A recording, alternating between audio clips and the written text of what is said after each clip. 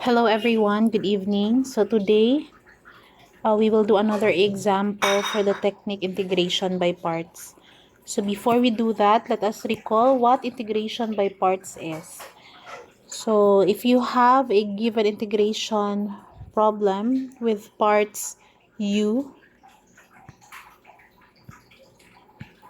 dv. So this is equal to uv minus integral of v du. Okay. So it requires you to set up uv minus integral of v du. Where can you get u? U is from the given. This v here can be solved from dv. dv is also given. That's the second part of the given. And from dv you can solve for v by integrating both sides.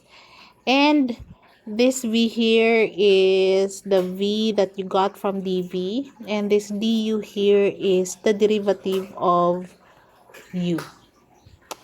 And another thing that you need to recall is on how to choose the variable u.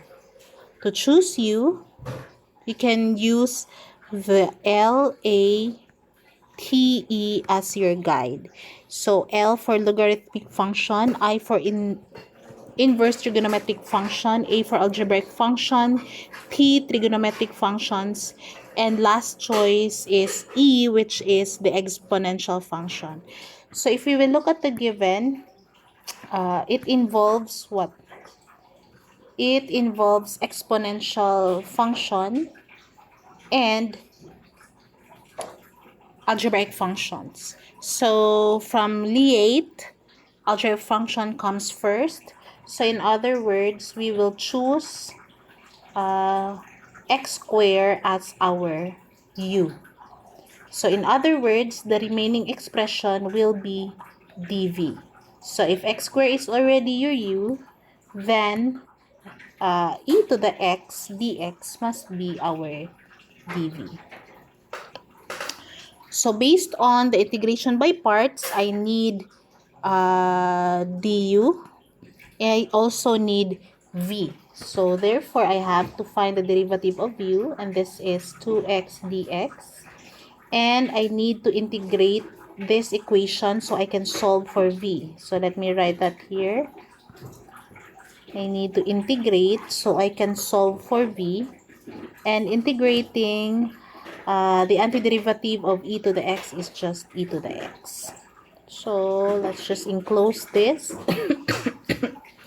because we'll be using this to set up our integration by parts. So let me start with the indefinite integral of x squared e to the x dx. This is from the given. And let us set up the integration by parts. So you have uv. My u is x squared. My v is e to the x. Minus integral of v, which is e to the x, du. My du is 2x dx. Now let us factor out the constant 2. Let's just copy this part here.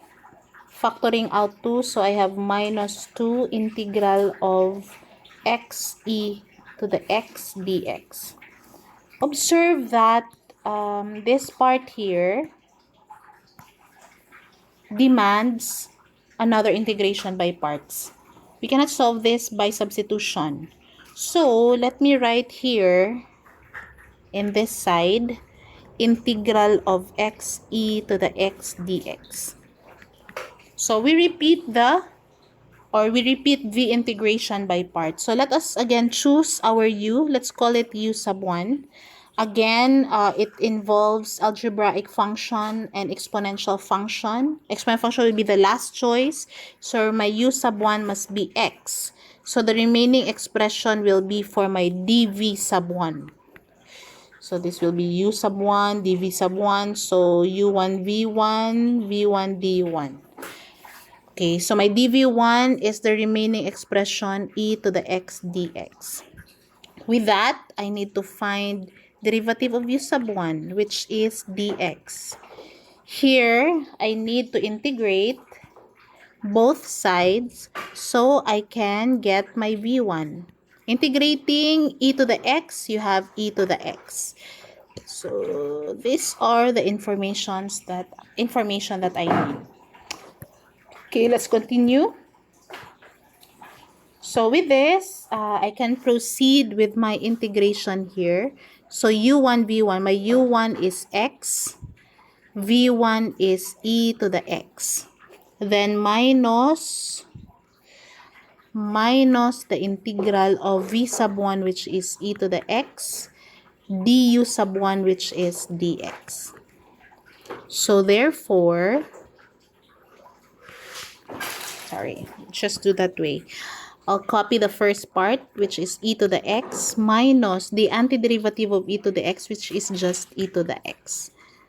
Oh, this is now the answer for the integral of x, e to the x. So here, going back to our problem, I'll copy the first part, minus 2 times the answer for this integral is right here. Let me just copy that. X e to the x minus e to the x, close. And we are done integrating, so I'll have the plus c.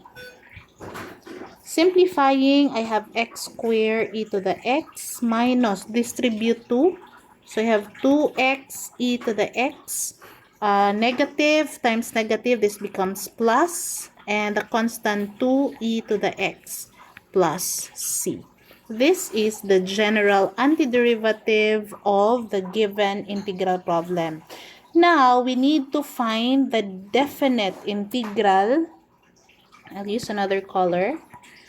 The definite integral x squared e to the x dx from 0 to 2. This is basically evaluating the antiderivative x squared e to the x minus 2x e to the x plus 2e to the x from 0 to 2. So substituting, when x is 0, so I have 2 squared. E squared minus 2 times 2 e squared plus 2 e squared minus when x is 0.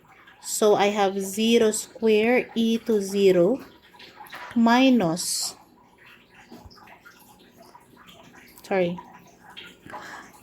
2 times 0, so I'll just write 0 plus 2 e to the 0. Simplifying, I have here 4 e squared minus 2 times 2 is also 4 e squared plus 2 e squared minus this is 0. So I am left with 2, and this is 1. 2. So therefore, let me erase this part. I will have, this is eliminated, that is 0, so I'm left with 2 e squared minus 2, which is the final answer. Okay. Alright, let's have this as our only example for today. Tomorrow I'll send another example, and also I will send a discussion on the answers for the practice problems in the first technique of integration. Goodbye everyone. Good night.